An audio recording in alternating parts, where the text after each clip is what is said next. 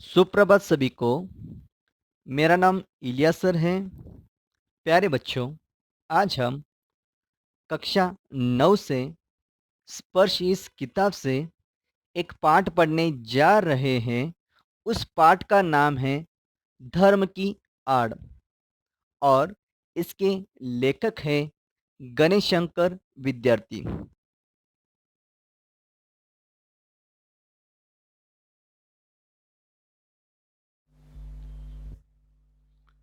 लेखक का परिचय। लेखक गणेश शंकर विद्यार्थी। इनका जन्म 26 अक्टूबर 1891 में हुआ। गांव ग्वालियर, मध्य प्रदेश। रचना प्रताप साप्ताहिक अखबार, साहित्य आदि। विचार गरीबों, किसानों, मजदूरों के प्रति सच्ची हमदर्दी दिखाई देती है। स्वभाव आपसी भाईचारे को नष्ट करने वालों की वो जमकर खबर लेते थे। मृत्यु 25 मार्च 1931 को मार दिए गए थे।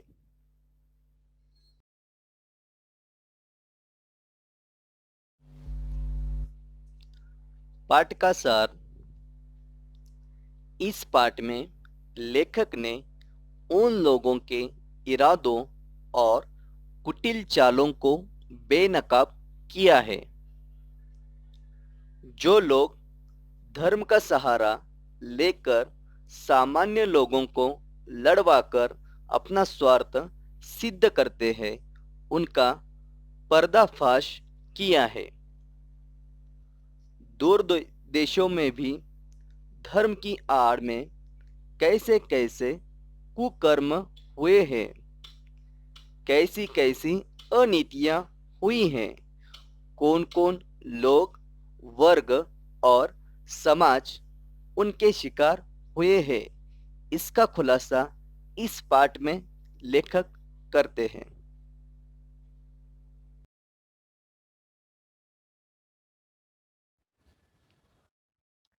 पाठ की ओर।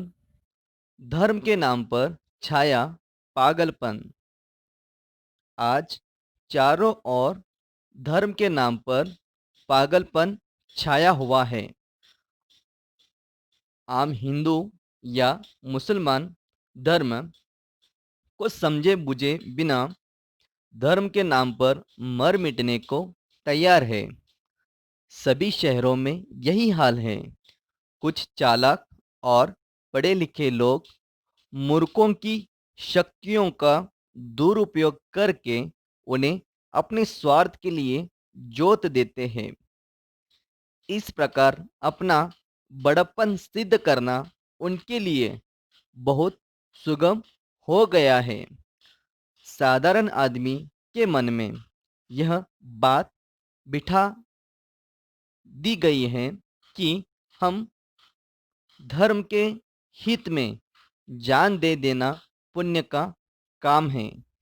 इसलिए चालाक लोग इस भावना का अनुचित लाभ उठा रहे हैं।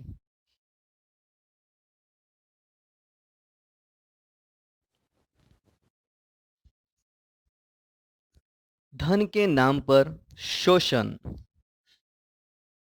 पाश्चात्य देशों में अमीर लोगों ने गरीब लोगों को चूस चूस कर धन इकट्ठा किया।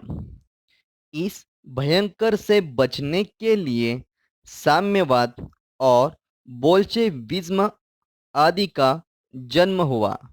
भारत में आर्थिक शोषण इतना नहीं है जितना कि धार्मिक शोषण है। यहाँ धन की मार की बजाय बुद्धि की मार अधिक प्रभावी है। यहाँ बुद्धि पर पर्दा डालकर पहले स्वयं को ईश्वर के स्थान पर स्थापित किया जाता है। फिर ईश्वर, धर्म, ईमान और आत्मा के नाम पर उन्हें लड़ाया जाता है।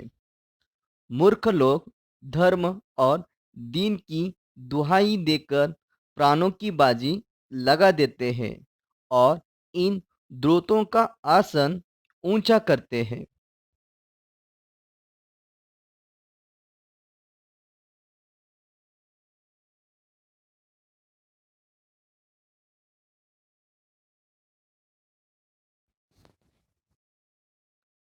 धार्मिक उन्माद को रोकने के उपाय। धर्म के इस भीषण व्यापार को रोकने के लिए साहस और दृढ़ता आवश्यक है, वरना भारत में झगड़े कम न होंगे। धर्म की उपासना पर किसी प्रकार की रोक नहीं होनी चाहिए। सबको अपने मन के अनुसार किसी भी धर्म को अपनाने की छूट होनी चाहिए। धर्म आत्मा को शुद्ध करने का साधन होना चाहिए, आपस में टकराने का नहीं। यदि किसी धर्म को मानने वाले किसी की स्वाधीनता में टांग अड़ाते हो तो उसे देश की स्वाधीनता के विरुद्ध माना जाना चाहिए।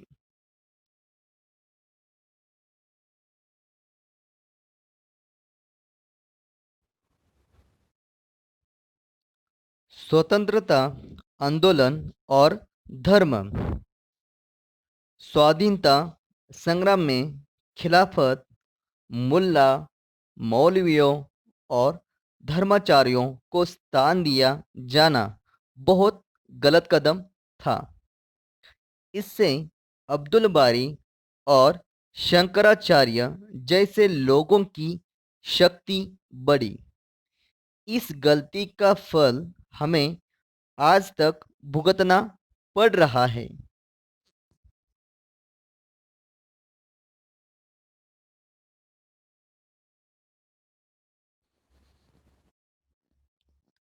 महात्मा गांधी की धर्म संबंधी धारणा।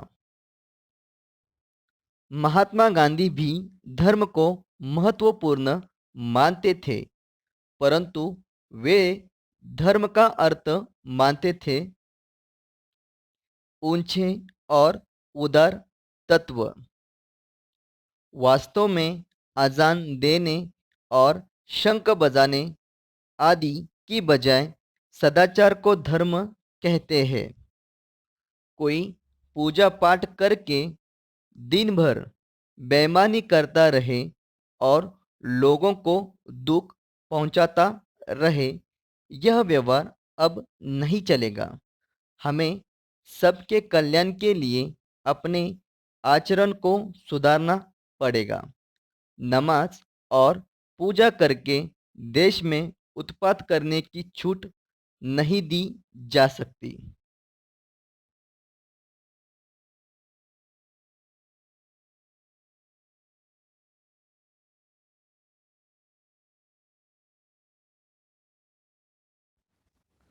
धर्म के नाम पर उत्पात मचाने वालों से तो नास्तिक आदमी कहीं अच्छे हैं।